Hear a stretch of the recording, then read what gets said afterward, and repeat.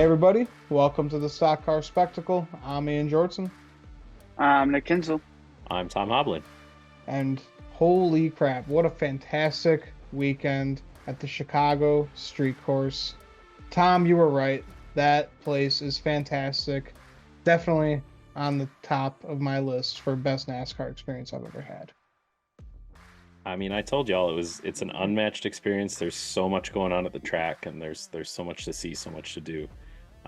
And I'm glad you guys took the chance to come on out here, come to the big scary city and see it firsthand. Man, Well, even Brett coming from Griffin was me, out there. yeah, right. Coming from me, you guys know very well that I don't like road courses very much, or road courses, street course very much, and I was very skeptical when they first announced the Chicago Street Race last year. But after even going down there last year, not even being inside the facility, just being on the outside, it was incredible. And then, yeah, stepping foot in there this year, I was blown away just with everything how well that they really put this together. And yeah, I'm with Ian right here. That's got to be towards the top of the list of all-time NASCAR experiences that I've definitely had. It was phenomenal. Coming from a guy who does not like road courses, that was awesome. Listen, I know we had a lot of issues last year just with the weather, and obviously this year with the weather. And the concern was, how would this place race in the dry? Yeah, the event's really cool, but is the racing product going to be good? And Xfinity Race on Saturday showed us that Oh this my this track is could be more versatile than or more racy than some of the proven paved road courses here. Oh yeah. Just with the variables of the no runoff, you can't make any mistakes, and all the paint and different surfaces and bumps that come with running on city streets, it put on a really great racing product both Saturday and Sunday. Yeah, I was even telling Nick when we were at the track, like I think this track is better than any of the road courses besides Watkins Yeah. Glen. That is still the king. But oh my goodness, yeah, this is definitely top of the Yeah. charts for the road courses. I was so impressed just with everything. Time when we all met up at the Tweet Up on Sunday, and even the track president like was talking with us, and everybody just had so many positive things to say about the whole entire facility and how Chicago and NASCAR has handled this. It was just so impressive. Yeah, I loved it. Only thing, I want more water options. That would be probably the only takeaway from that as like But you kind of a didn't like downfall. liquid Is it? death? No, just I don't want to have to pay $5.75 for water. I want like what other tracks have. Let us bring a bottle in and let's have some water refill They did stations. have refill Because stations out by Buckingham Fountain, Buckingham Oh. Palace. So yeah, that would I have been a didn't hike. That would have been a hike for us. But I yeah. didn't I didn't notice as many as I noticed last year, but I did see at least one bottle filling station over there. So yeah, the liquid death activation was really weird too. There was a hearse. Did you guys see the hearse? No. Ian, I'll send you a picture of it. You flashed up on screen here, but Okay. they had this hearse that had a like a NASCAR wrap on it. It was super weird. Whoa, really? At this Holy shit. whole party, I walked in. This was funny. I walked in as the track opened on Saturday. That's the only little bit I got to actually be inside the track here this weekend. And they had this whole activation like bar area set up, and it was like 8:50 a.m. and this DJ's out there pumping music, and he's like, "The Liquid Death karaoke bar is officially open. Come on Oh over." my And I look god. over at him, and obviously I'm one of the first people to walk into the track. There's obviously nobody standing there. It was just super weird, but I mean, it looked. I bet it would have been a fun activation once the party got going over there. Oh yeah, for Yeah, sure. yeah, definitely. So yeah, fun time down there, guys. But before we get into more of this weekend, let's start off with our diecast of the week. Nick, what'd you bring for us today?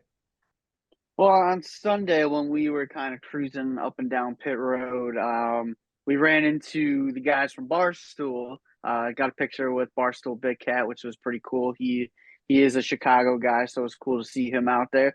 So I thought I would just bust out the Matty D Barstool car from the 2019 season. Um, they kind of jumped on board with Matty D after the whole Bristol thing because Dave Portnoy was there and they did like two races with him. They had just a traditional Barstool car, and then they ran that pizza car at Talladega. So yeah, just beautiful scheme, and it was just really cool to see the Barstool boys out there on pit road on Sunday. Yeah, it was cool seeing Spider and Large out Yeah, there, and just Eddie. I was like, damn, okay, got everybody out here. yeah, yeah. All right, Tom, what'd you bring for your diecast of the week, bud?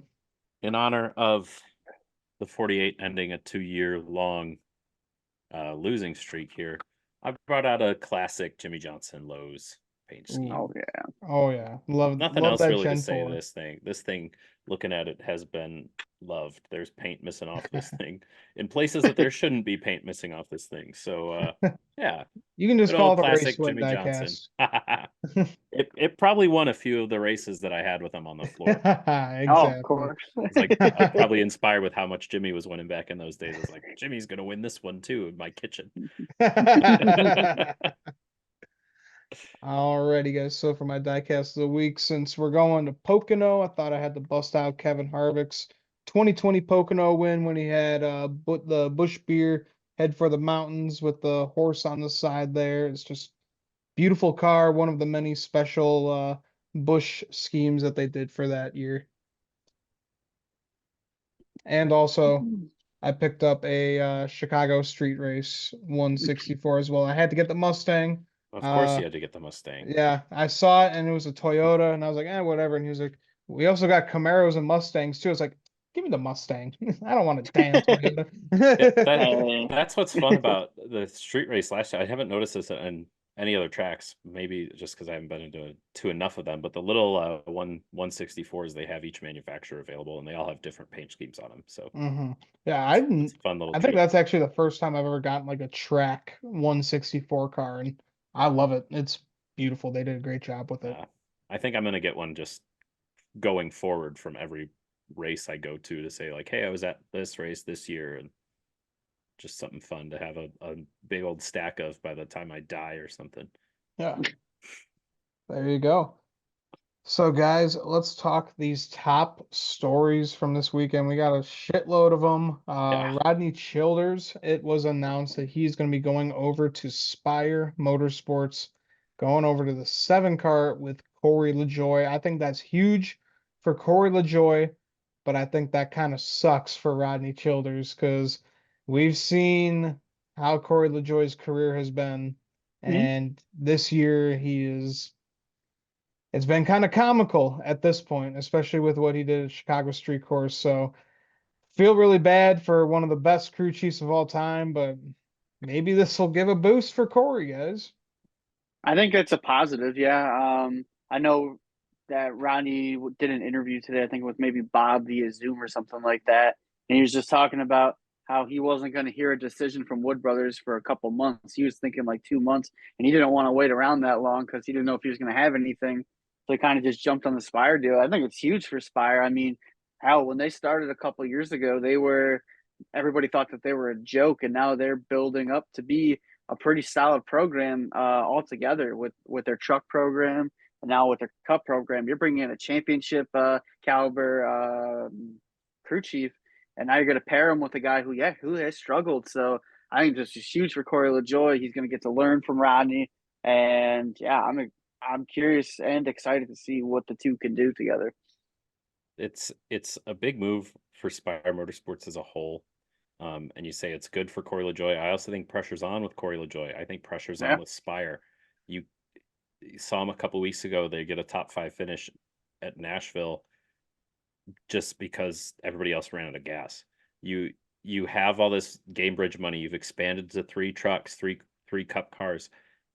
Yeah, you're spending money. Good on you. But where are the results to this point? I think Rodney Childers is going to come in and help get them these results, but it's still a big if they're successful and if it works out. But for Rodney's sake, I'm sure with the Gamebridge money and the Gamebridge money flowing, I'm sure he doesn't feel so bad because he's probably getting a raise. And he doesn't have to wait. He knows where he's going to go at the end of the year. My heart breaks a little bit for the Childers Berry community. Wanted them to stay together to kind of see if Rodney could kind of uplift that 21 car with Josh Berry in it. And who knows how Josh Berry will cope with a different crew chief. So this tumbles a few more dominoes here But it's time for Spire to step up, and I'll be expecting big things of them next season. Yeah. Well, I will say with how Josh Berry performed this weekend, he's ready to get into that 21. SHR really as a whole. Mhm. This Hey this man, top They had a 15 for rough Noah. week. He had an Everyone, incident-free race. everyone but the 10 car, man. They had a rough go of it. If you were an SHR driver I this week. saw a tweet yesterday and it was just like Josh Berry slamming into the tire barrier like every fucking lap, and it was like, "Welcome back, Noah Gragson." Yeah, as fun as this race weekend was, it was not really a good gauge of where all these drivers were though. Just No, yeah. skill and talent wise, kind It of a was fluky thing with all the rain and the clock. So I won't put too much pressure on Josh Berry for this weekend. oh yeah, it was very messy all Yeah, around. yeah. I love Josh Berry. Hey, he's a great one of the better stories that we have Oh yeah, the of guy's been growth doing through great all NASCAR. year. Yeah. All right, guys. So, big announcement coming tomorrow for Front Row Motorsports. They're going to be announcing a driver next season. And Bob Pockrass was talking to Noah Gragson this weekend, and Noah confirmed that he does have a ride lined up for next year on the Cup side. So this looks like this could be the Noah Gragson announcement. And if it is, I'm very happy to hear that. Front Row Motorsports has come a long way the past just even 2, 3 seasons, going from winning the Daytona 500 Indy Road Course, and they've just been competing for the top fives. Todd Gilliland's been doing fantastic over there, so really hope that this is going to be a true thing for Noah Gragson. Their program is growing very Yeah. quickly. They're fast on Saturdays. Hasn't quite translated to finishes on Sundays. They have some mechanical things that they need to figure out. But if Noah Gregson's going over there, which we think he is and whatnot, I think that he's going to be a strong addition. Whether he's in the 34, 38, or I guess Todd's in the 38, whoever's going to be 36 and 34. But yeah, Noah, this is a great move. You wish that they could have pulled over Rodney Childers as well, keep him in the Ford camp, keep him going. So I can't imagine they didn't put in a bid for him. But Front Row Motorsports is moving in the right direction and Yeah, I mean, growing and scaling. Honestly, it's scaling better than Spire's. Spire was oh, here, and then they got a bunch of money, and now they just went here, and they're expecting everything. But Front Row has been growing for a long time. yeah, I mean, back in the days, these were cars running. They're lucky if they're cracking the top 30, and now look at where the program is now. I think a lot of that has to deal with the next gen era, but they're taking advantage of the next gen era.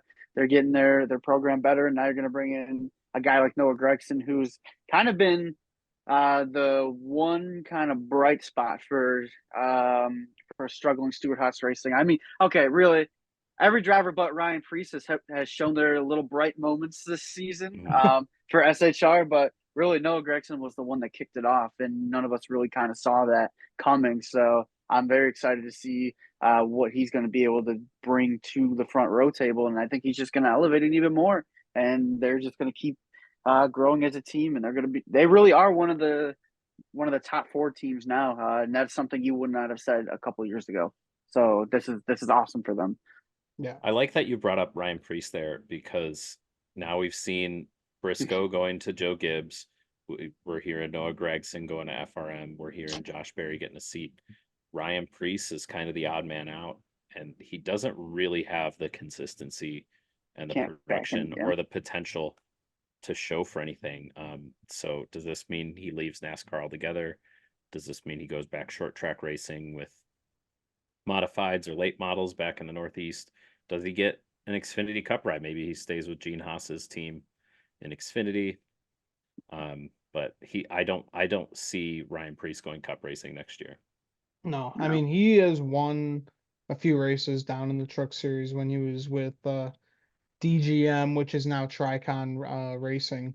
So yeah, he could definitely go down there and compete for a championship. He's great in those trucks.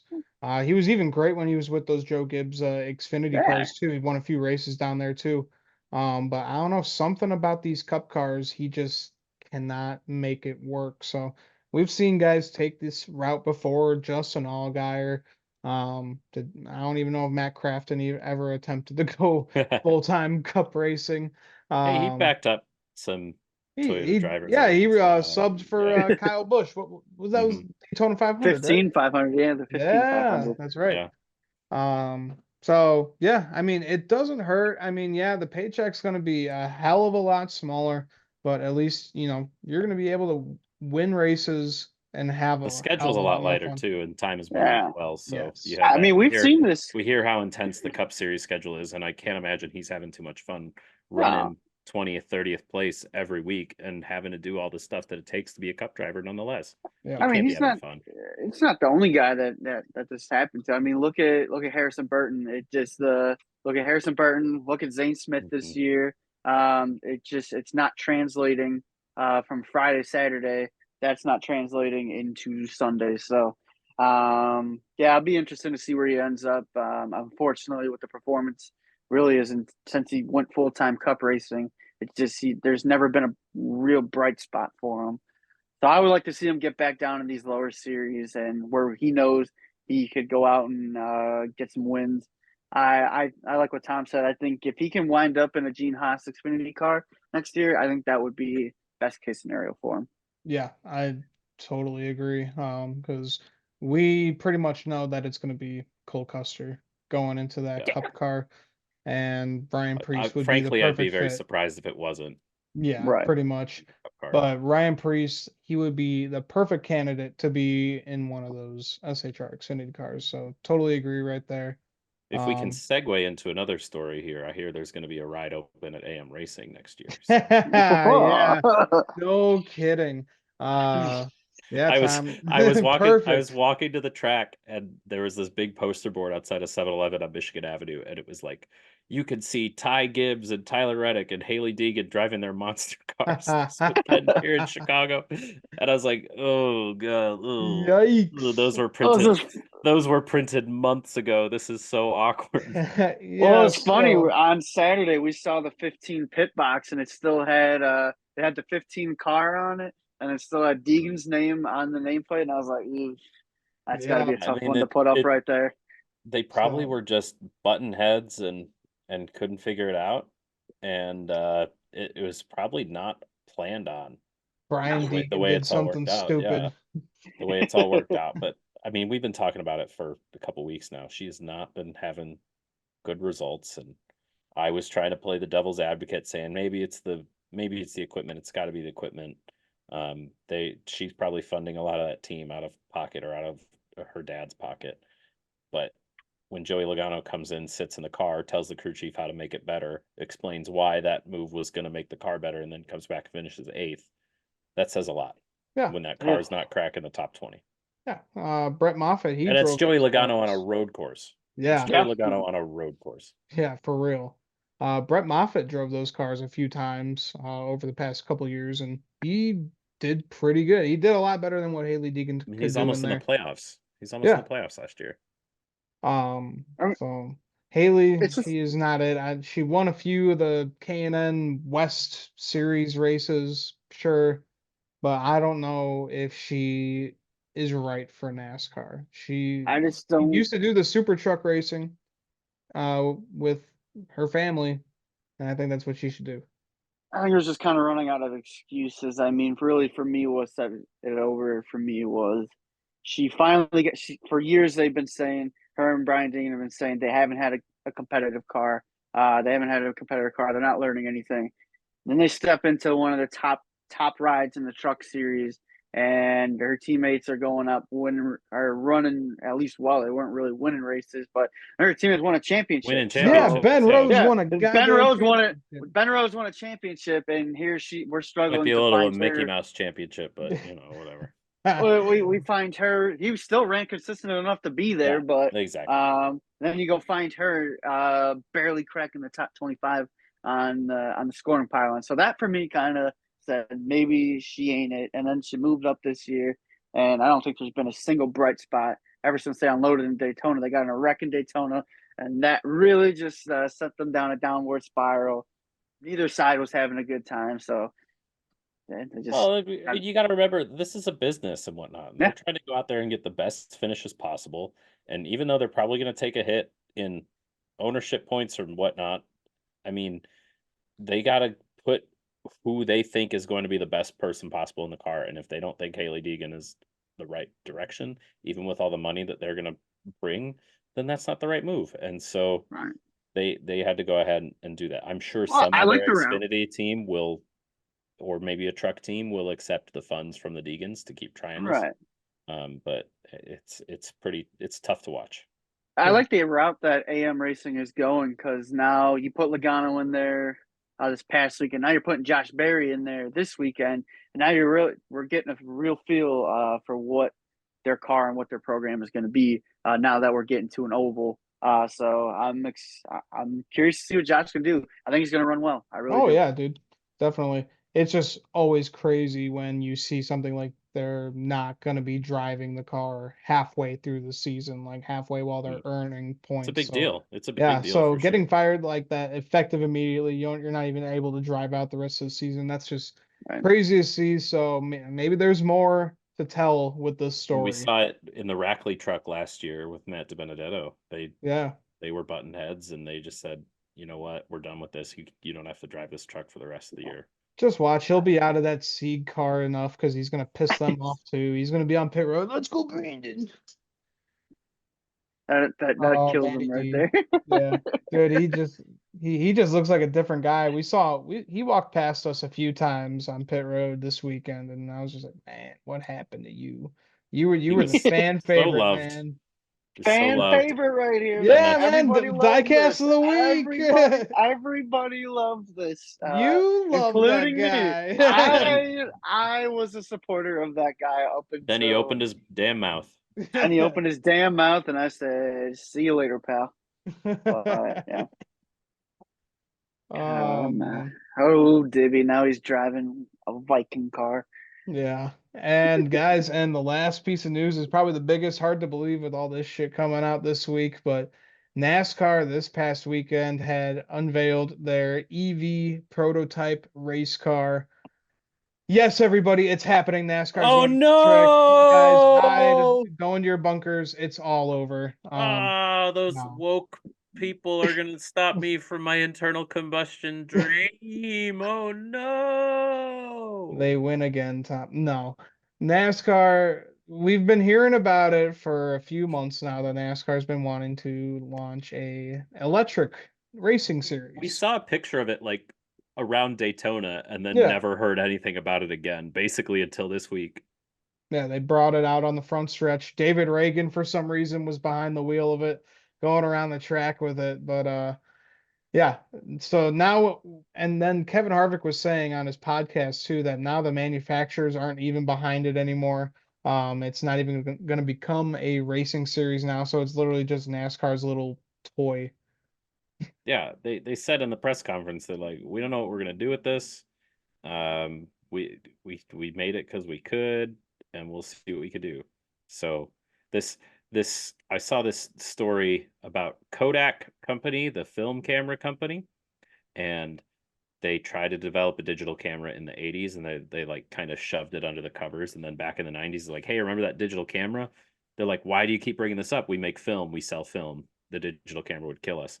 And then by 2012 they went bankrupt because they didn't go with the times. So this is NASCAR trying to be up there saying, hey, we're ready to pivot if we have to, because again, the money will talk, and if these manufacturers don't want to push their internal combustions and engines anymore, then they'll go with EVs and we can continue racing EVs. Listen, if anything, this tells me that more racing is in the future, not less. I don't see a big deal. I'm excited for it.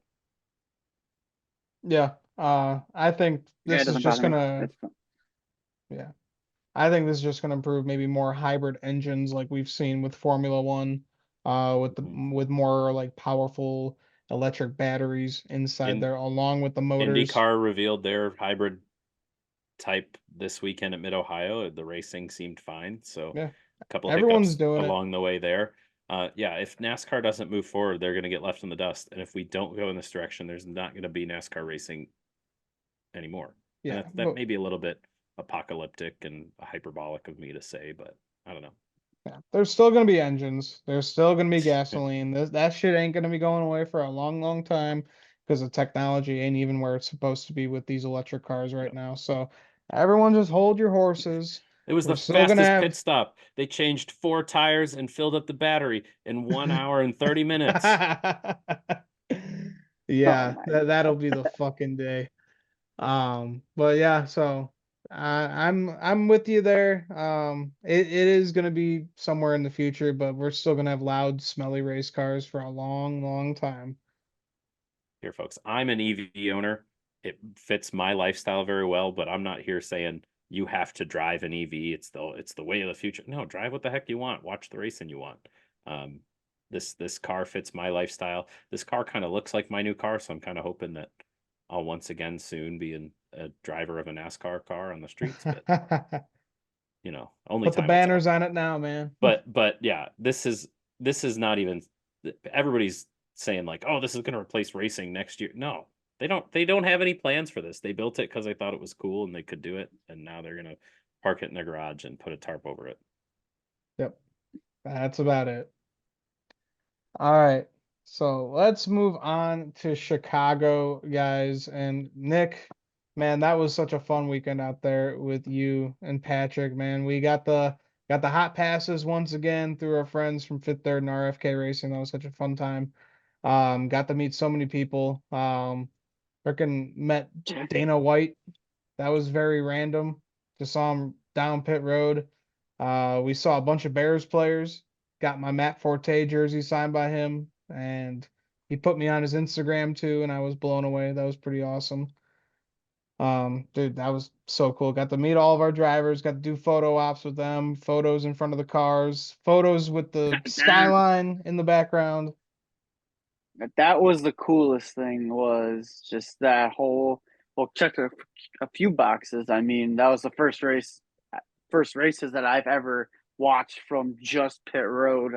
That was a different experience, but that was awesome. We had a perfect view of them going into turn one, so that was really exciting. And then yeah, we were talking about it.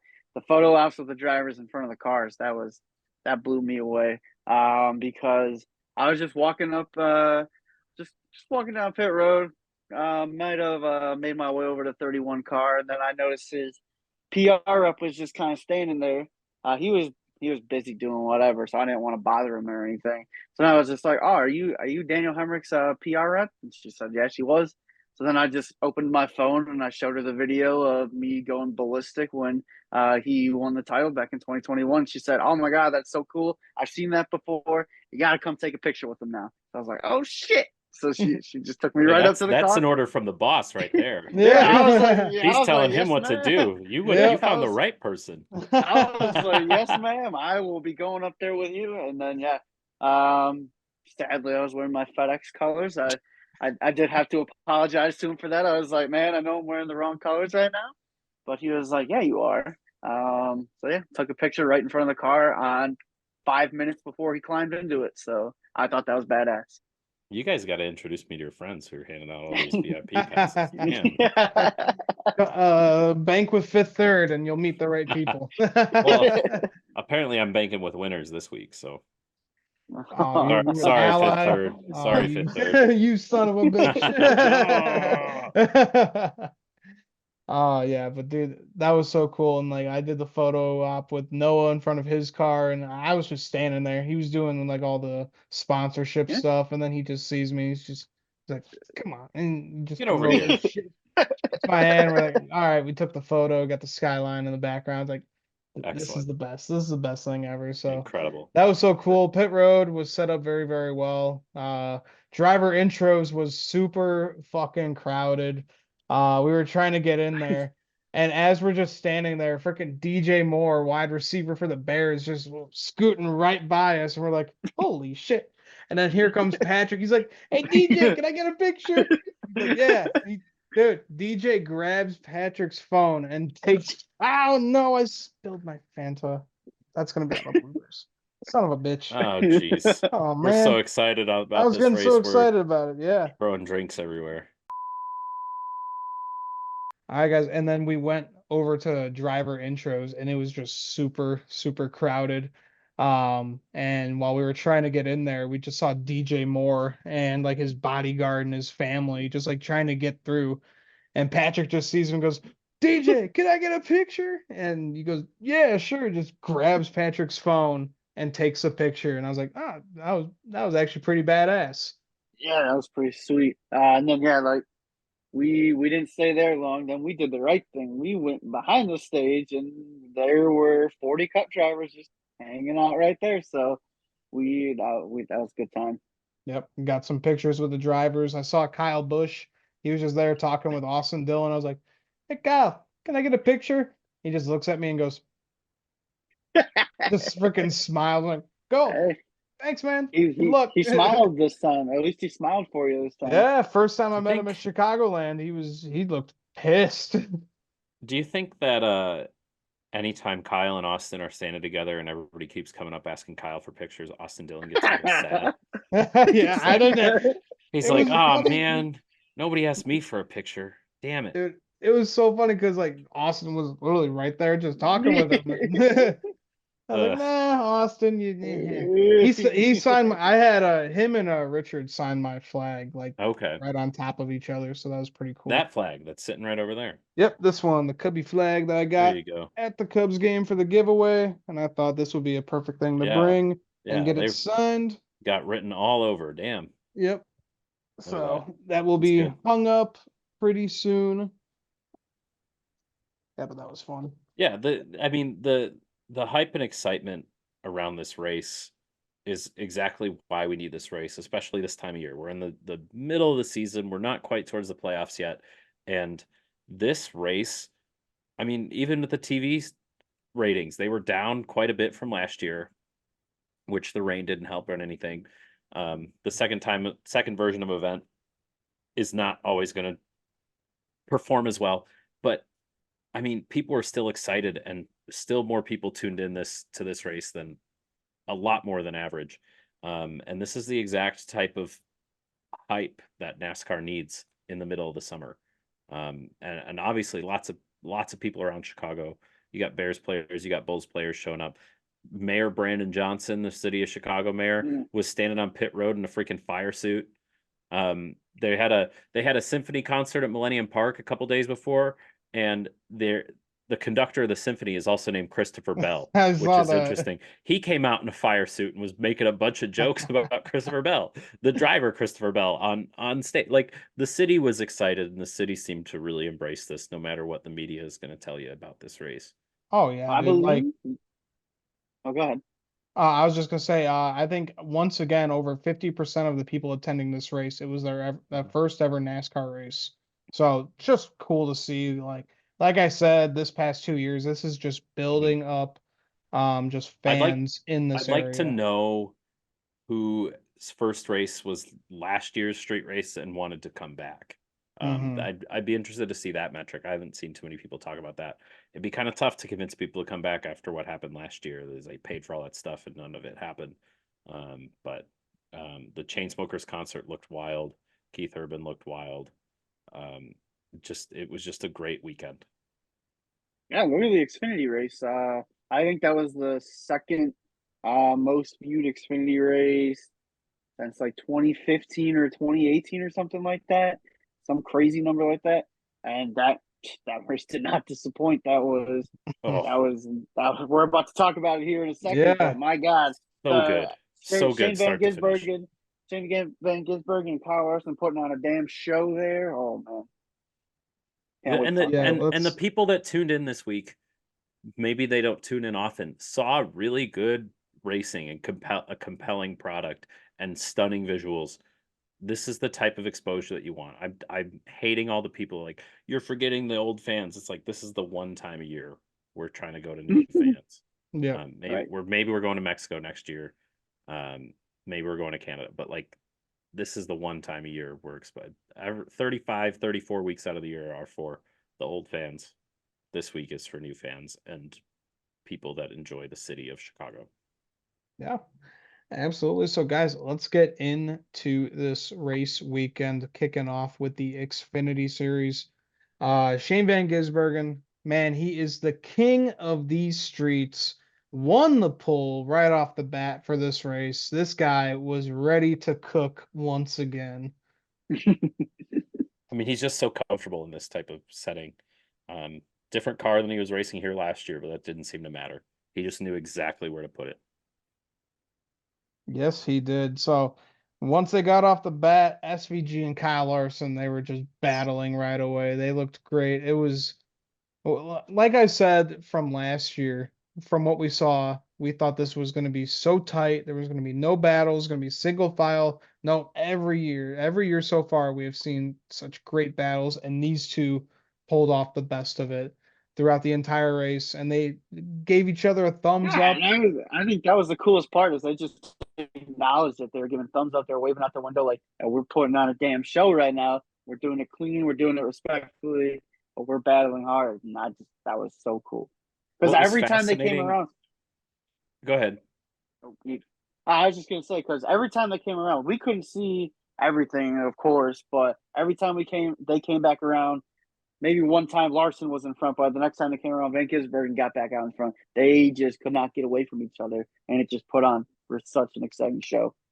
Yeah, to go off that, what was fascinating about that whole stage one battle for me was that you'd see Shane pass Kyle, and then Shane wouldn't be able to drive away. You'd expect him to drive Nope. away, and then Kyle would get past Shane, but he wouldn't drive away. And you hear that trope on TV, like, oh, he's holding them up, they're stacking up behind him, but nobody was really being held up. They were just experimenting with different lines and trying to figure out, and one was getting ahead. Shane was making passes in places I did not expect to see. Hmm. Mainly diving in 11 and diving into 7. It's like it's so narrow on the exit of those corners. How are they doing it? But Shane was getting it done. It shows us why he's the master. Yeah, they were absolutely incredible together. I mean, they were gone third place and back, like they couldn't even get to them. So absolutely incredible by those two drivers. But a guy So that clean, needed, so clean, so clean. yes, but a guy that needed a good weekend here in Chicago, had his engine expire. Chandler Smith, he has been Mm. having the biggest summer slump that we have seen in a long time out of a guy who started off the Really? season so goddamn hot, and he just has an engine expire. It just kills any hope of him just getting any kind of like bonus points that he needs right now. Yeah, Really Sheldon after Creed blew up in Richmond. practice. Joe Gibbs was kind of struggling in the Xfinity series this weekend. Um, it was kind of strange to see. Yeah, really after Richmond, his Richmond win, which is where did Chandler Smith go? After that, I was ready to shoe this guy in championship 4, or maybe even the favorite at that point.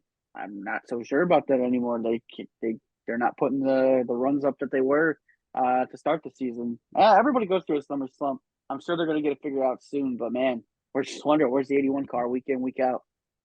He's slipping down total points. He dropped to third this weekend, and he's sitting second in the playoff standings right now. So still sitting pretty. Good that he had a hot start in the season, but you want him to start turning around before we get to the playoffs, so he's not trying to fight from behind. Yeah, definitely. So we'll see how Pocono will go for Mr. Smith this weekend. He'll definitely need to finish this race. And also Justin Allgaier's backup car for this weekend. They had the all black Brant scheme with the Corn 7 on there. That that looked pretty cool.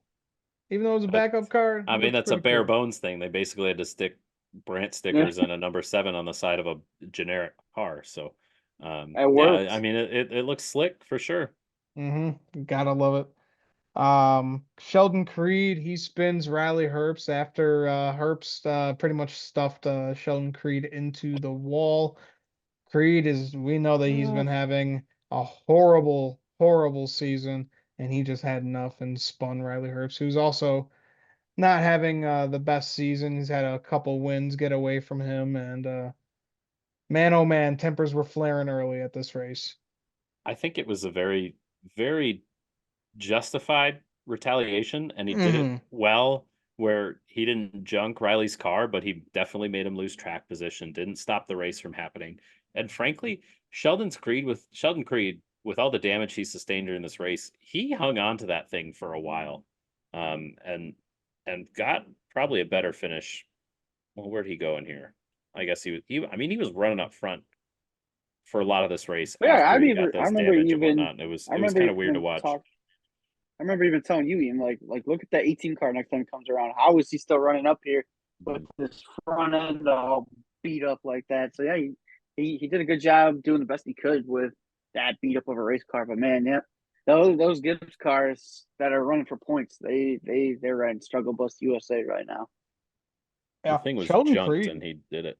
So Sheldon I mean, he Creed, was on he's a a second engine sneaky. too. Yeah, he's a sneaky good road course racer. Just once again, he just needs to pull off that win. Just not a winner. Nope, he is not a winner, not in his blood. But a guy who is a goddamn winner, SVG, he wins stage one. Just battling Kyle Larson, he got away and was able to get those playoff points. Fantastic. This guy is just leading the way for the playoffs to begin. I mean, he's stacking up playoff points. Winning stages on these road courses is important to him. And Mm-hmm. where's he sitting now with playoff points? Like he's got quite a few of them. It's wild. Yeah, it's absolutely insane. And a guy that we thought would be in SVG shoes this year, Mr. AJ Allmendinger. He had a rough race as he spun and wrecked into the tire barrier, pretty much taking him out of contention. Um, Man, he has not been the same ever since he moved back up to the Cup Series last year. Just You guys, Colleague as a whole, yeah, Colleague as a whole has just been down.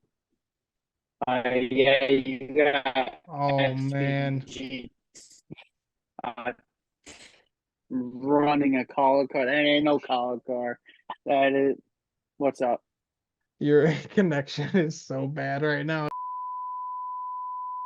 Yeah, it's just kind of Colleague as a whole has been down this year. That both Xfinity and Cup. I mean, we saw what AJ could do in Xfinity before, and we're not seeing that this year. And it's not just that he's not winning races; he's not getting good finishes.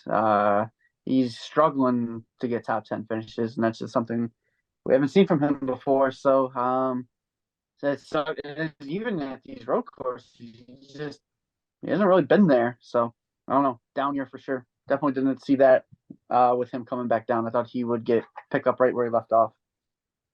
and it's tough with trying to compare him with Shane because Shane's getting Trackhouse support and whatnot, and Trackhouse is building these cars basically for them too. So, yeah, it's hard to compare apples to apples here, but yeah, AJ is not in the. I mean, again, AJ's getting older too. He knows he's on the backside of his career, and so it's probably a mix of, like you said, Colleague on the downturn and AJ also being on the back end of his career there. Yeah, it's just crazy to see. It was just 2 years ago, or maybe 3 years ago, when him and Austin Cindric were battling for a championship. They had that amazing finish at Bristol to try and win the regular season championship, and he was winning on ovals all the time. And it's just crazy to see just the downfall in just a few years with him and Colleague Racing, because Colleague Racing, all their cars before they were winning super speedway races and competing for championships, and even their cup program when they were part-time, they looked all right, but now everything's just downhill everywhere. I mean, it ebbs and flows in this sport and whatnot. And I mean, Dale Jr. has said it about his own team. He's like, we're looking to break even, and sometimes we have really good years, and this current season just isn't a really good year. I mean, we're competitive, but we're not as competitive as we should be, and so maybe they'll be back on the upswing. Um, but who knows? I guess time will tell. Yeah, absolutely. All right, we get Austin Hill winning stage two. There was just a lot of pit road activity going on there at the end. A lot of guys want to make sure they had enough fuel to finish up this race and end up in front. But we know Austin Hill already has a few wins this year, so he wanted to get that playoff point. But Brandon Jones, The strategy in this race before we move on here was yeah, really interesting because they were saying it was on TV. They were saying it was going to be a one-stop race, and so when everybody but the end of stage one was a little bit too early to get enough fuel to go to the end of the race. But everybody kind of was betting on cautions after that. And I don't know if you guys got this while you were hanging out down there. but they're kind of betting on cautions to be able to make it to the end. And I really thought that Shane and Kyle not pitting at the end of stage 1 was going to be their downfall. They were going to get stuck in traffic and caught up in somebody else's mess. But it really created some compelling storylines throughout the rest of the race, including this end of stage 2, trying to get their points and their fuel in the right place to get to the end. Yeah, definitely. It was pretty crazy, but a guy who has had just a season from hell, it just keeps on going. Brandon Jones spins in the final stage. He was already having a pretty mediocre race to begin with, but puts him back in the back. And man, oh man, rough Do you year remember for what I that said nine to you, car. Ian? Do you remember what I said to you when we were in that one area? I was like, huh, Brandon Jones hasn't been in any trouble yet today. And literally 10 minutes later, Yeah. just like that. It's like clockwork, man. That poor fella. All right, and then Shane Van Gisbergen, he was able to hunt down Jesse Love on the closing laps and hold off Ty Gibbs. He was charging there towards the end, but SVG just doing his goddamn thing. He is the street king of Chicago and wins it in the Xfinity Series, his first 2 races on the streets of Chicago, and he wins. Pretty awesome to see out of him. Signed another rugby ball, kicked it into the stands, and man, oh man, I love this guy, and I just love to watch him win. It was really interesting because you have the juxtaposition of stage 1 where Kyle Larson and Shane are going at it, and none of them can really get away from each other. And that's exactly what I was watching once they got back in traffic on the different pit strategy. Kyle Larson came out of the pits a couple guys ahead of Shane, and they were both seemed to be navigating traffic equally to a point, but then a switch got flipped at some point and Shane started passing and Kyle never got back up to the front. But it shows how incredible Shane Gisbergen is as a driver, to be able to cut through all this traffic and not Yeah. make mistakes and put himself in position to win these races. I'm sure that Ty Gibbs was going to close on him a little bit because he was just going to protect his lead at that point. And he did what he needed to do, and he's leading the playoff points in the That's Xfinity Series. Did anybody expect this of him? No, he's not leading the. He's 11th in straight up points. He's not going to go win the season championship. He's in fact 200 points behind Cole Custer. 200 Oh, points in this season. He's sitting there 11th, but he is the top seed in the playoffs right now because of these wins and racking up these playoff points. I think he's got 17 or 18 playoff points. And that's a good cushion to get you through the first round, maybe the second round. And what's in the third round? The Roval. we talked about it last week how we thought that this was going to be the easier kind of race. Nothing's easy, but we said that he maybe have a little bit of an easier time in this one getting it done. And it wasn't easy by any means. The battle with Kyle Larson and then getting back in traffic, having to work his way back up there, that just goes to show how good he is. And he's just doing everything he needs to be doing right now. He is winning at tracks that he should be winning at, that he knows he can go out and run well at. And he's learning on the other tracks as well. It's not like he's running 27 to 30th on the ovals. He's running respectable top 20 at top 15. And that's what he needs to be doing. This is year 1 for him. And he's doing everything he needs to be doing. And to see him on top, he's just racking up those points. And that is coming from him just doing what he knows how to do on these road courses, and that's why he's the number 1 seed in the playoffs right now. Is because he's doing what he has to do on these tracks. He's doing everything right now. And it's good. I like that you bring that up about his performance in the ovals. He's not that far off from what AJ's doing on the ovals, and that's a really good metric of comparing the team cars. And so that might be more of a disadvantage that colleague is giving him during the week. I mean, AJ's sitting 7th in points, Shane's 11th. And AJ has a whole lot more experience doing this type of racing than Shane does. Yeah, pretty incredible to see out of Shane being 11th in the points right now in his first full-time year as a NASCAR driver. So he's doing a great job.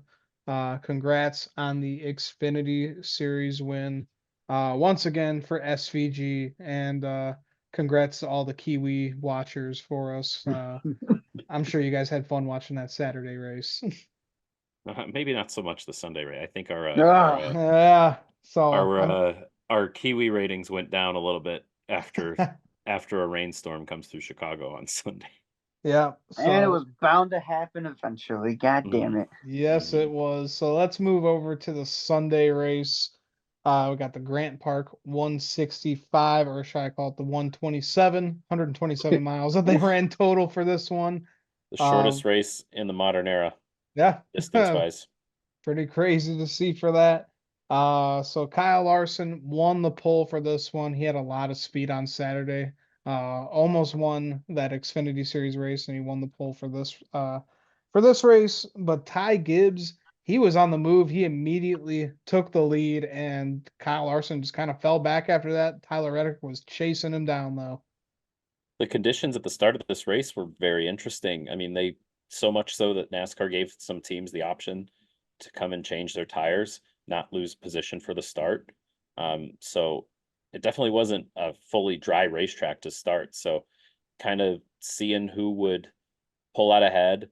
The guy in the lead was the one kind of cleaning the racetrack, trying to figure out what was going on. Again, created some really compelling stuff. Yeah, and it was just crazy to see too, because there was parts of the track that were pretty wet, and there were parts that were like dry.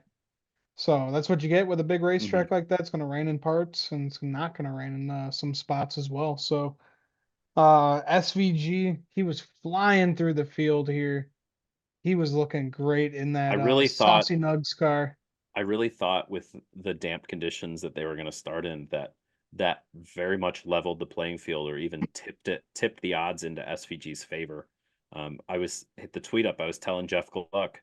I said he asked the whole group who's picking SVG for the race, and most people raised their hands, and I shook my head at him, and he looked at me. He's like, "What do you say? Why you say that?" And I said it on this show last week. I was like, the colleague car in the Cup isn't as strong, and so he'll be back in the shit with everybody, and who knows what's going to happen. But with the rain, he has the confidence and has the knowledge to get around more than these guys know. So I really thought that was going to even the playing field for him and let him thrive and excel. And we saw him start climbing through the field rather quickly. Yeah, was real fast, and he took the lead, won stage one. And we were talking about him earlier, Corey LaJoy. He self-spun on the closing laps of the first stage. Just having a rough outing out there. You guys asked me a few weeks ago, you're like, what does Corey LaJoy do? And I tried to defend him a little bit. And then ever since then, I feel like he's been in the bullshit every single week. And I think about that conversation often because I was so wrong. What does Corey LaJoy Yeah. do? I'll admit it. What does he do? Yep. I'll admit it. So this is, yeah, like we were saying earlier, Rodney Childers is literally Corey LaJoy's saving grace, last He's saving got his grace. work cut out for him. Yeah, but He's got his work cut out for him. he can't just lean into Rodney Childers. He can't. I feel He's like got you to show have up to. He's and gonna get. try. You got nothing left, man. I feel like you're But not he's even got. stacking What I'm pennies, man. You're saying. stacking pesos at this point, man.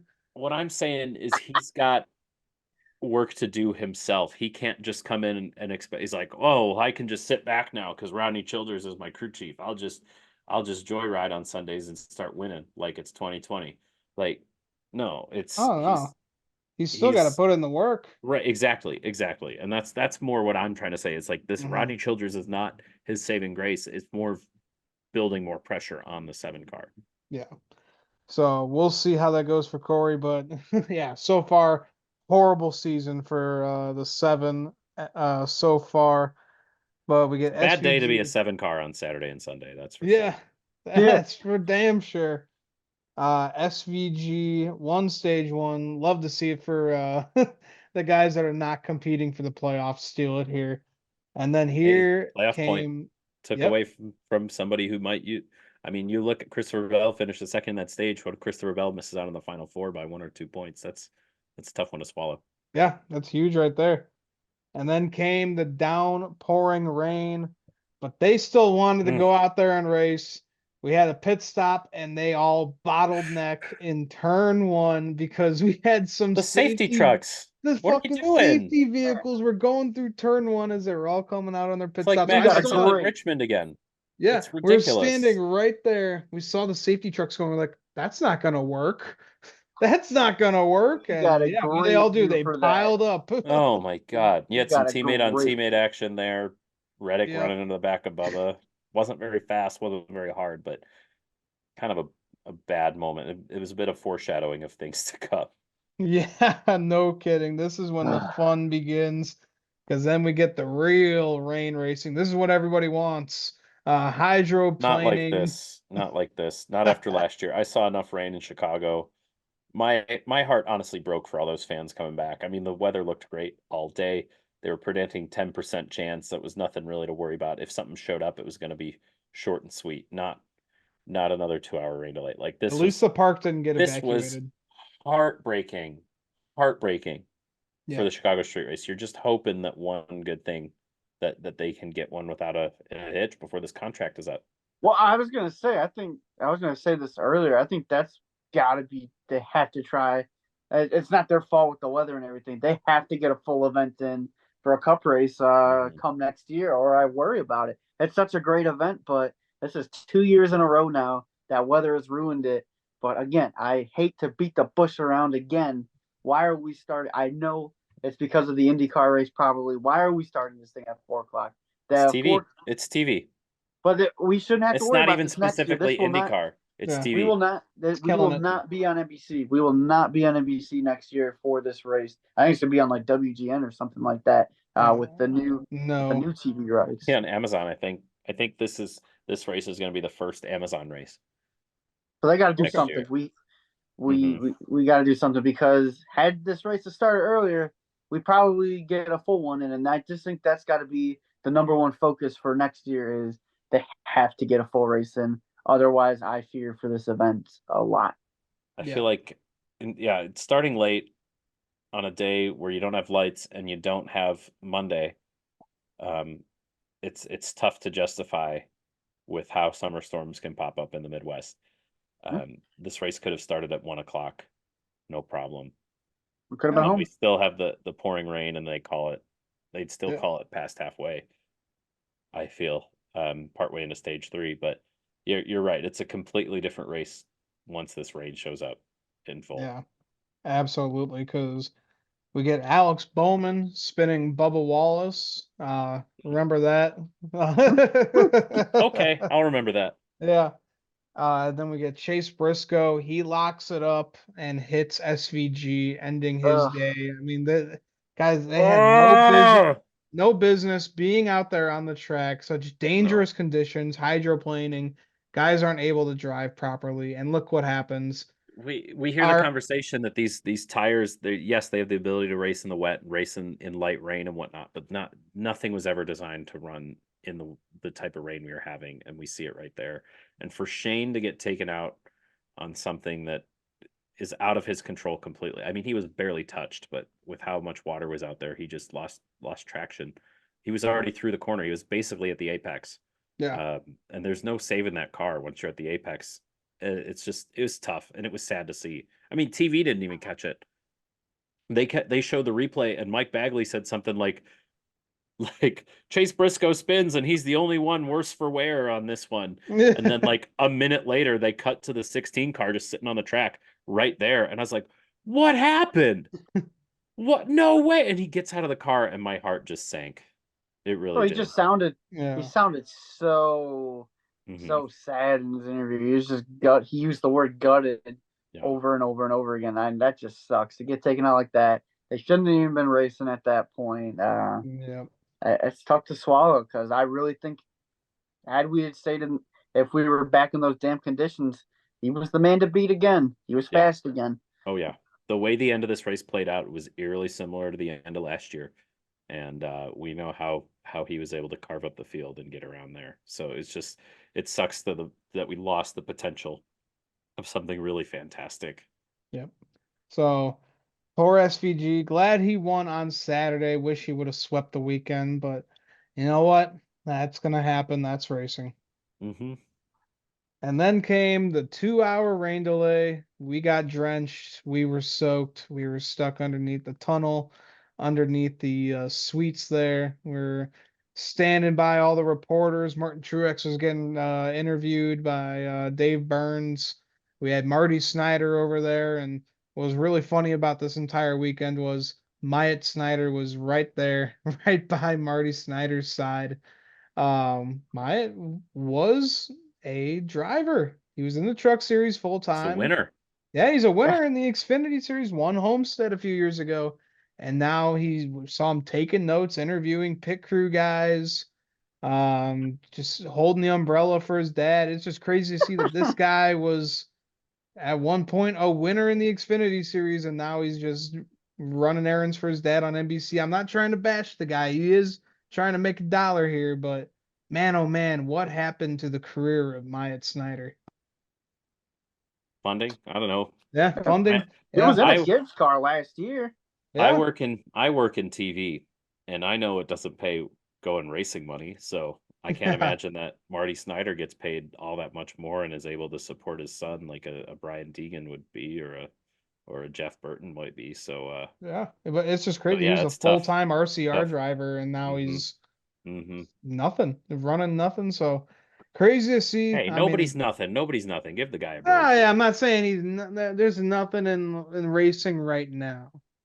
Not trying to diss the hmm guy. Myatt Snyder, if you're watching this, I respect you, man. Keep doing Hello, your thank thing. you. We appreciate Yeah, it. thanks. Yeah, I don't Why? know. Yeah, why?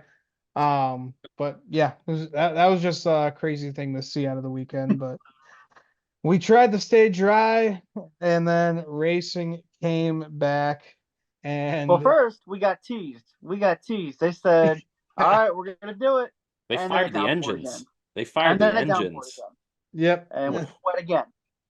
My brother went back to our apartment and then was walking back to the track.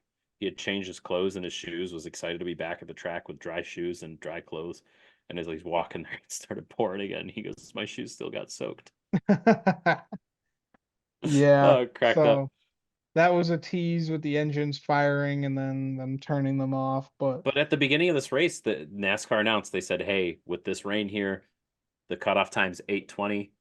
This is when we're gonna tell you it's the last lap, but then we'll wave the white flag and then you'll get one more." So 8:20, you got 2 laps to go.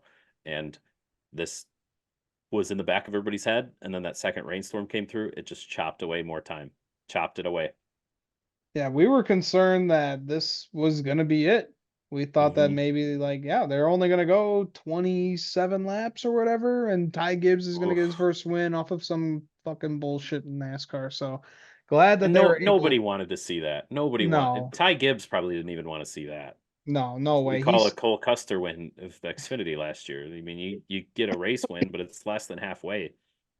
It's not even in the rule book as a real win. So Right. yeah. glad they got So some back in.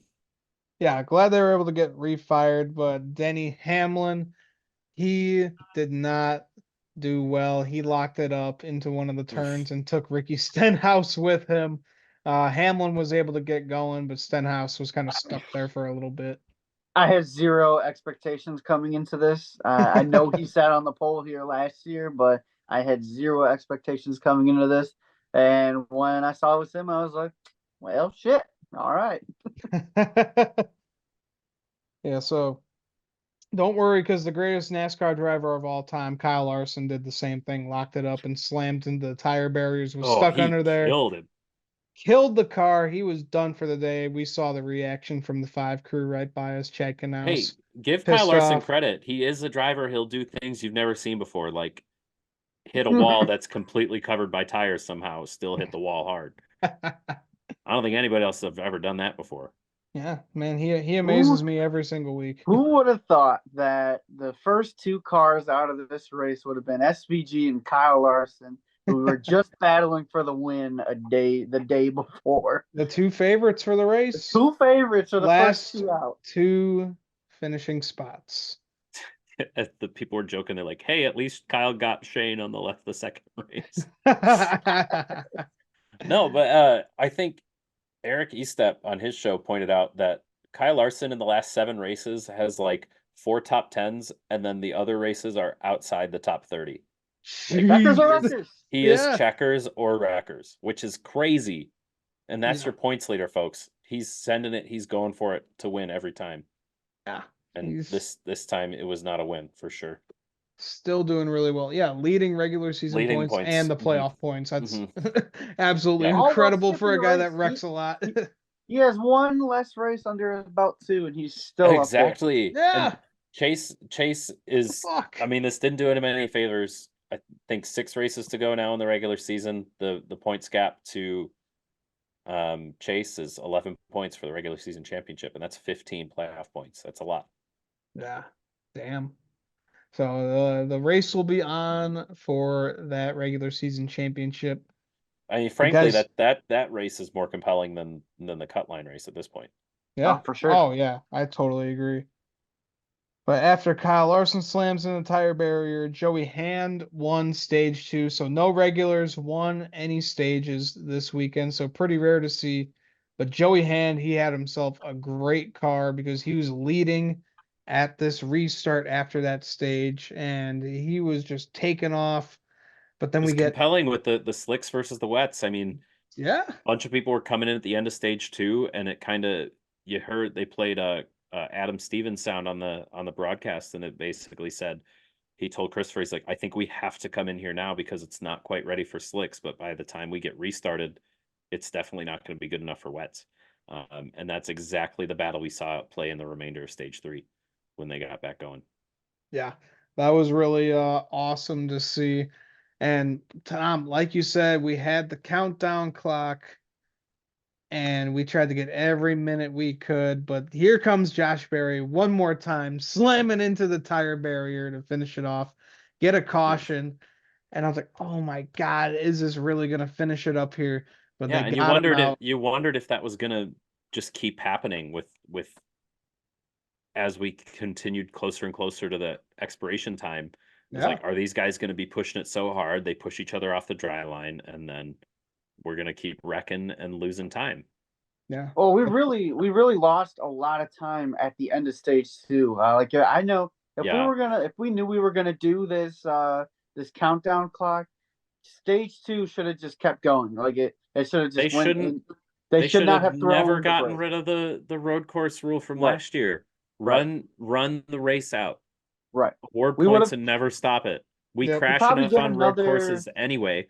Just no stage breaks in road courses. I don't understand why they stopped that after 1 year. So You done. probably get at least another seven laps in if we don't have that stage break right there, Yeah, and that's it's almost getting tough. close to the what do we run 58 laps maybe in this race total. Hmm. That gets you closer. We would have finished with 10 laps to go is when the Yeah. clock would have came It's out. tough. It's just tough. Yeah. That was real rough. So, But again, this is its own special event. You go to rock in a hard place. I'm sure we'll learn.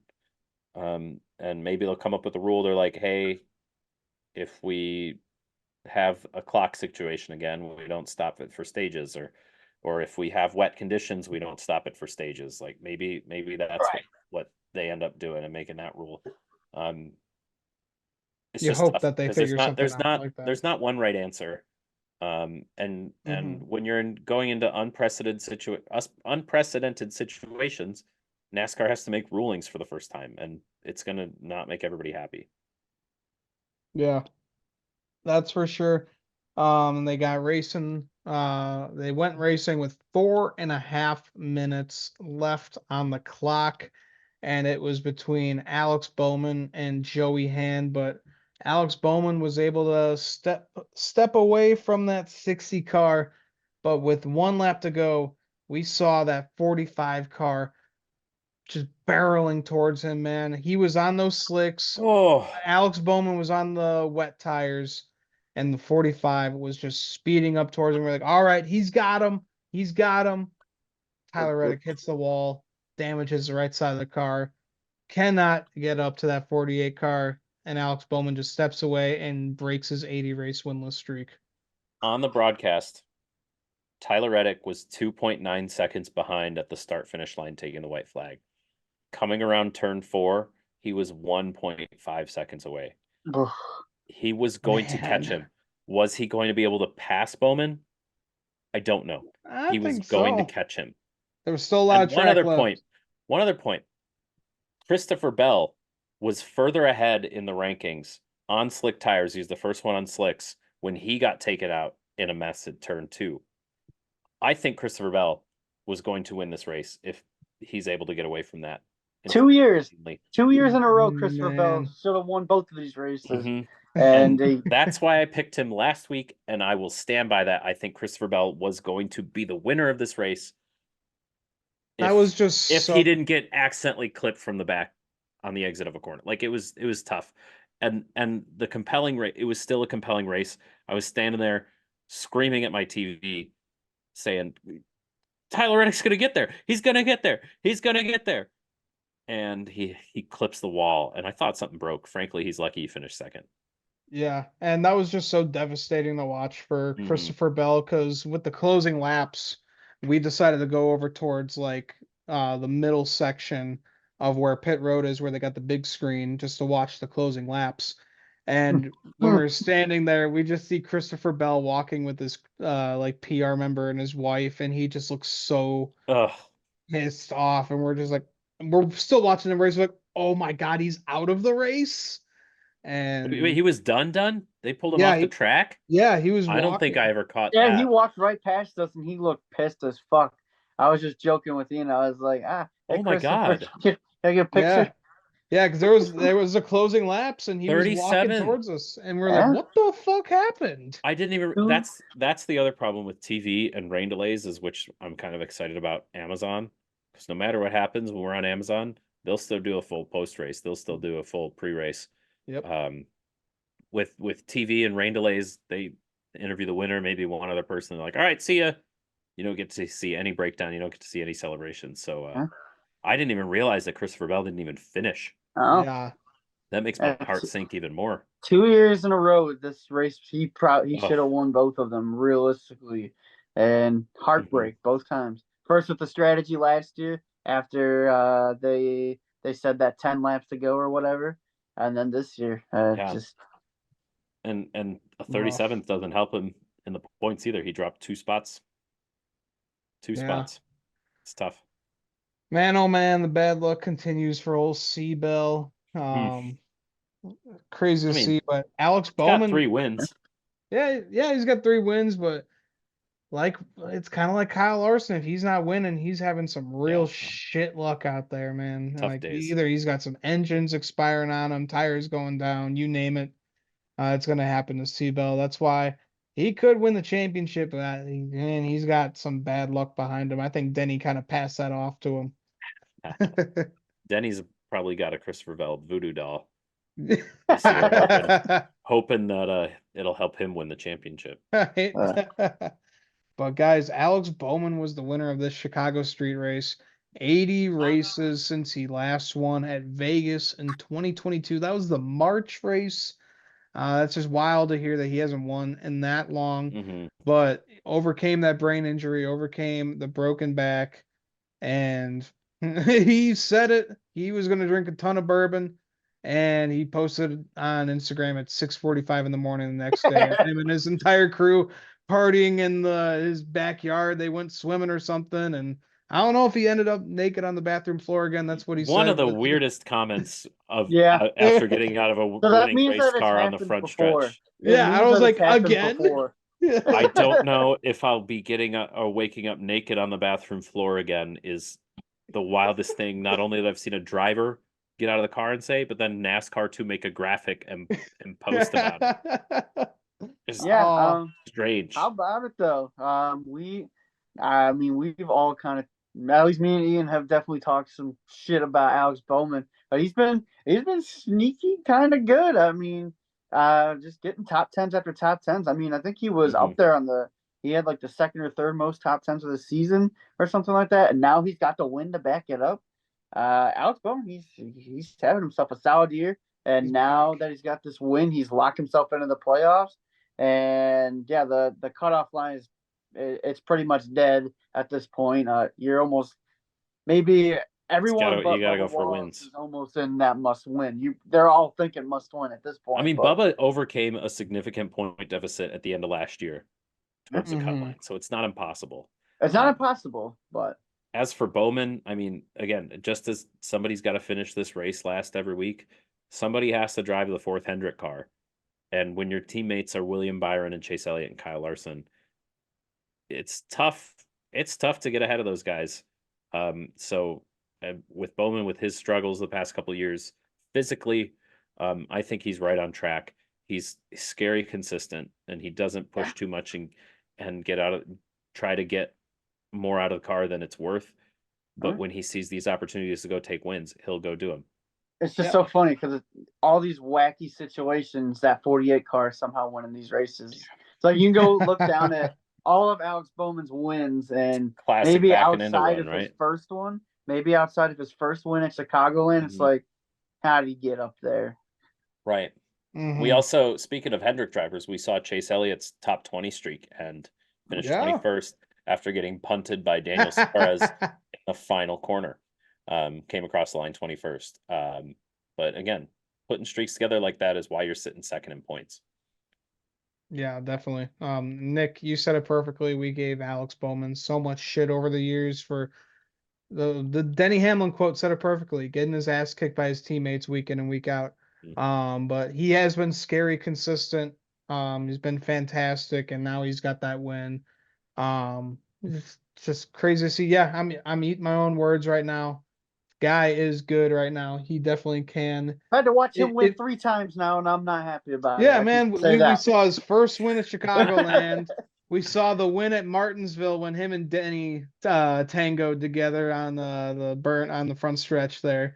And now we saw the Chicago win. So we've seen 3 iconic moments with Alex Bowman. And I think we need to become 48 fans. Oh, God, no, I'd rather stop watching the sport. I'd rather stop watching NASCAR and be an Alex Bowman fan, if they even exist. But, yeah, congrats, Alex Bowman. Huge victory. Put yourself into the NASCAR playoffs. And what a just fantastic weekend for the Chicago Street Race. Just super impressed with everything. Happy about it. Definitely going to go back again and again and again. Oh man, I never wanted to leave the city. I want everybody to be able to experience a NASCAR street race, but I'm gonna want to make all those people come to the city of Chicago. It really is just a fantastic weekend. Yep, absolutely. All right, guys. Well, we're gonna take a quick break, and when we come back, we are gonna be talking Pocono. We got all 3 series running this weekend, so stay tuned.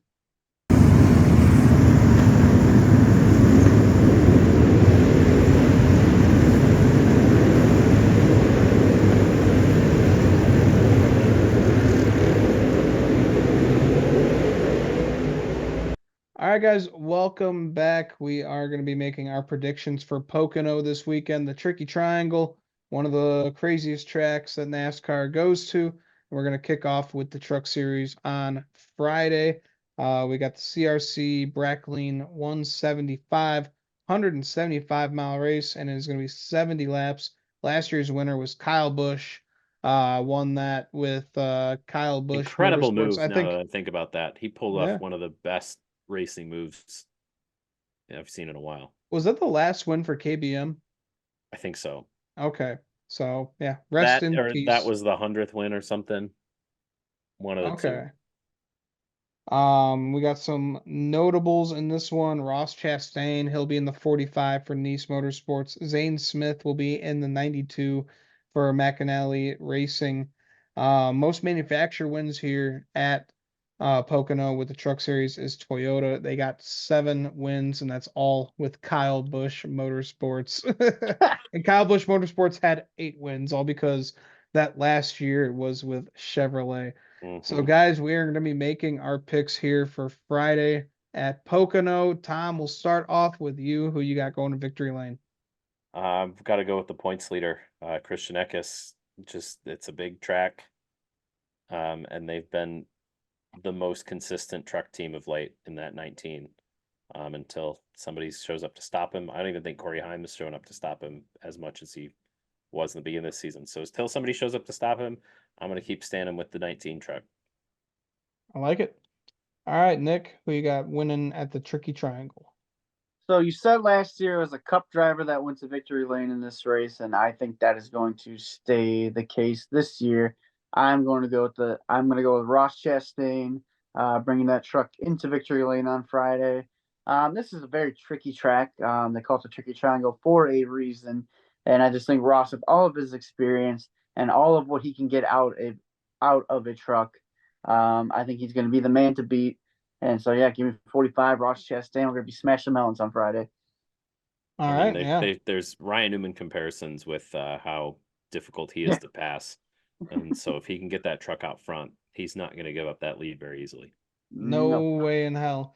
Got that win 5 years ago at Pocono when he was running full time with Nice Motorsports. So it'll be cool to see it happen again. But guys, I think it is going to be Raja Caruth running the old KBM trucks. They won last year. Spire Motorsports bought out KBM, so they're going to go back to back. Be a good Wouldn't win hate for him. it. We haven't seen him make some noise in a while, but he's Yeah, he's fifth in points, fourth in the playoff standings with his win. So it'd be a been good quiet. confidence booster this part of the season for him. I mean, Yeah, Spire as a whole is really kind of quieted down in the truck series. They were unstoppable to start the season. yeah. It's So Right. they need to wake back up from their summer nap.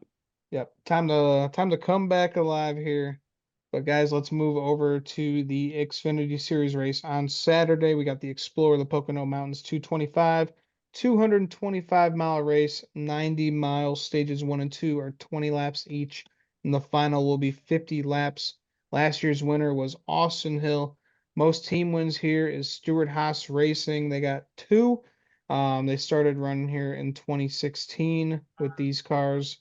With right, am I Something like correct? that. Yeah, In 2016, I always thought that they had run here a lot longer than they have, but maybe not. um, it's Okay, not all that important. yeah. All right, 3, 2, 1. Most manufacturer wins here is Ford. They got 4 wins, and we got some notables in this one. Josh Berry, he'll be in that 15 for AM Racing. We know Haley Deegan will not be in there full time for the rest of the season. William Byron will be in the 17 for Hendrick Motorsports. Taylor Gray will be in the 19 for Joe Gibbs Racing. Ryan Truex will be in the 20 for Joe Gibbs Racing, and Corey Heim will be back in that 26 for Sam Hunt. So guys, let's make our picks. Nick, who you got going to Victory Lane on Saturday afternoon? So before we started this, I had one driver, but I'm going to switch it now just because why not? It's time to become a winner on Saturday. It is time for the 18 of Sheldon Creed to visit Victory Circle here Oh, on Saturday. You got to think at some point it's got to happen for him, right? He's come so close, oh, so many times. And I don't know. I just have a weird feeling that Saturday is going to be the day he puts it all together. And he's not going to set a new record. He's going to stay tied with the most second place finishes in Xfinity Series before getting that first win. He will not set the record. He will. It comes to an end on Saturday. Give me 18 of Sheldon Creed to finally break through. you're If he fucking wins on crazy. Saturday, he gives up all hope of winning the championship, though, just so you know. This is true. He's trying to do the Hemrick way. Yep. Can't do it. Tom, who you got, buddy? I got to go with somebody who we didn't see the full potential of last week, and I think a lot of bad luck has come his way this season. But he is always out front, so one of these times the tide's going to turn. That's the 7-car Justin Allgaier. He's the best of the junior motorsports field by far, even if he doesn't have the results to show for it. But he's second in points on the up and up. And it's time for Justin Allgaier to visit Victory Lane. Yeah, man, I would love to see a Justin Allgaier win and veteran driver, one of the trickiest tracks we go to, and he can definitely get it done. We love But Illinois boys from on this podcast. That's for oh sure. yeah, man, absolutely. But I gotta go with a guy who went to Victory Lane here 5 years ago. Cole Custer looks fantastic so far this year, backing up that championship win, and I think he's gonna get that win at Pocono, back up that win he got 5 years ago, and he'll be celebrating with some Andy's custard in Victory Lane. Also, watch out for that 17 car. We didn't pick him, but Yeah. William Byron in a Hendrick car in the Xfinity Series. We've seen some mechanical stuff go on with this Yeah, car I was gonna from time to say. time, but the car was strong this past weekend at Chicago. So as long as he can keep that car and get up to the front, then William Byron obviously is going to be a force to be reckoned with. Yeah, Yeah. he's gonna be fast. It's just I feel like every time he steps into that car, something bad always happens. Because I was originally gonna pick him, but I don't know. Yeah. You just don't know with this track. But a lot of guys say like, this thing kind of runs like a road course a little bit. All the turns are completely different. So look Hmm. out for Shane Van Gisbergen this weekend. We can see how he does because Yeah, technically this ain't an oval. yeah, and I mean the problem with this track is you try to set up a car for turn one, then you're screwed on three and four. You set it for turn two, you're screwed for one and three, and so on. So it always creates a more strategy driven, crew chief driven type race than we normally see in oval tracks. Yeah, can't wait for the tricky triangle. But guys, let's finish off with our Cup Series picks here. We got the Great American Getaway 400 mile race, 160 laps. Stage one will be 30, and the final two stages will be 65 laps each. Last year's winner was Denny Hamlin after he put Kyle Larson into the wall. He Got did. Allegedly, He didn't touch him, allegedly, according to Denny. allegedly. According to allegedly. Denny, he didn't. He didn't touch him. Ugh. Most team wins here is Hendrick Motorsports with a whopping 19 wins at Pocono Raceway, and Chevrolet tops the charts on the manufacturer list with 34 wins. So, guys, this is a bow tie track, and that's why I am picking a bow tie driver. Give me Kyle Larson. He needs redemption from Chicago, one of the best to do it, but if he doesn't do it, he is definitely going to end up in the wall from either himself or Mr. James Dennis Hamlin. He's scared of him. That's what's gonna happen. He He's gonna is see these scared. 11. He is scared of him. So if Kyle Larson can maybe grow a pair for this weekend and get past that 11 car without starting shaking, he'll be fine. He'll go to victory lane. I don't want to see it, but this guy can do Scared of him. it. He's scared of him. I mean, All Denny right, comes Tom. out ahead more often than not on that Yeah. duo fighting each other. So Yeah. that's a tough one. All right, Mr. Tom, who you got going to victory lane on Sunday? I'm also going to go with a bow tie and somebody who started off strong but is again quiet this part of the season. He's time for him to wake up as well. So William Byron is going to get it done. He's strong. Yeah. He's William Byron. There's not much more explanation when you're picking a Hendrick car. I don't really have to tell you why I think a Hendrick car can win a race. But I think William Byron will perform well this weekend. Just what my Yeah. gut's telling me. It's that's a very easy pick to take. That kid is just good everywhere that we go. Yeah. But Nick, who is your pick to win on Sunday? I'm going with the guy who's pissed off in the last 2 weeks. He had that win in Nashville before Austin Cindric decided to be Austin Cindric, bringing out that caution. Had a really bad week in Chicago last week. He's the king of Pocono. Got his first career win here. Going with Denny Swept it. Hamlin. Swept it rookie as a rookie. Swept it his rookie season. I'm going with that 11 car of Denny Hamlin. He's ready to move on from a really rough past 2 weeks when he should have been in victory lane in Nashville, and then the rough going at Chicago. So the 11 car, he's gonna piss some people off. It's what I told him on Sunday. Let's go piss some people off, and we're gonna do that on Sunday. We're gonna do that this Sunday, and the Yeah, 11 car's going to victory lane. he's Hopefully they gonna don't make his piss my daughter pick cry. off.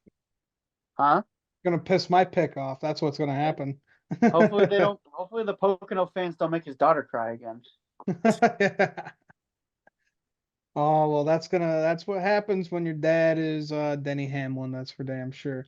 When your But dad's a dick. Hey, but guess what? He feeds off of Hey, it. I'm wearing the hat too, so He's wearing I that. understand And it. he feeds off Hey, it. be He a loves proud it. dick.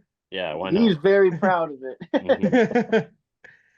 All right, guys. Well, I think that'll about wrap it up for us. I'm very excited for this Pocono weekend. Pocono is always just a weird weekend. We always see some Never know crazy what to shit expect. happen. Yep, never know what's going to happen at the Tricky Triangle. The place is cursed, but it's Get ready also for fun to some watch some racing. aero blocking and hearing a lot Yep. of it's hard to Ready to be pass. Wah, frustrated. wah, wah. Ready to Yep. be You're a frustrated. professional driver. Figure out how to pass. That's what Yeah. I say. Quit can whining do and it. figure out how to pass. You guys can do it. You're fine. Yep. And then once again, we've said it a bunch of times, but Chicago, so much fun, guys. Definitely, if you're thinking about going to Chicago Street Race next year, do it. Tickets are a little pricey, but the hotels are not that bad. A lot of people were saying that they You were don't have to able to pay for stay there. transportation. You stay Nope. at a hotel right in the park and you walk over to the park. It's perfect. I mean, even if you take a hotel in the in the suburbs somewhere, hop on the metro, it'll drop you off right downtown. A weekend pass for the metro is like $15. Yep. Like, and then everything else you need is in the city. You get all your food and you just go back out to the burbs to sleep. It really is a must-see event, especially with next year being the last year on the contract. Who knows if it'll get renewed? I don't want to get into that conversation yet. That'll make me sad. But it's back for one more year, and you should come see it before it goes, if it goes. Yeah, but that's what we did. I live out in the suburbs. I live about 30 minutes away from the city, and just took the train down there, walked from Union Station. It was probably like a 25-minute walk from there, and right there in Grant Park. So not bad getting down there for the street course, but that was fun. Can't wait for next year. But guys, we got Pocono on the way. So you guys got anything else to add before we wrap up here? No, nothing. No. Yeah. I think Ready we've for the tricky spoken triangle. long enough. Yep. This has been a pretty long episode, but it was an exciting weekend for us here in the Chicagoland area. So guys, make sure to tune in to Pocono this weekend. We got 3 races. Make sure to like our video, subscribe to our channel, and check out all of our links down below. So for the Stock Car Spectacle, I'm Ian Jortson. I'm Nick Hensel. I'm Tom Poplin. We'll see you guys next time. Enjoy the tricky triangle.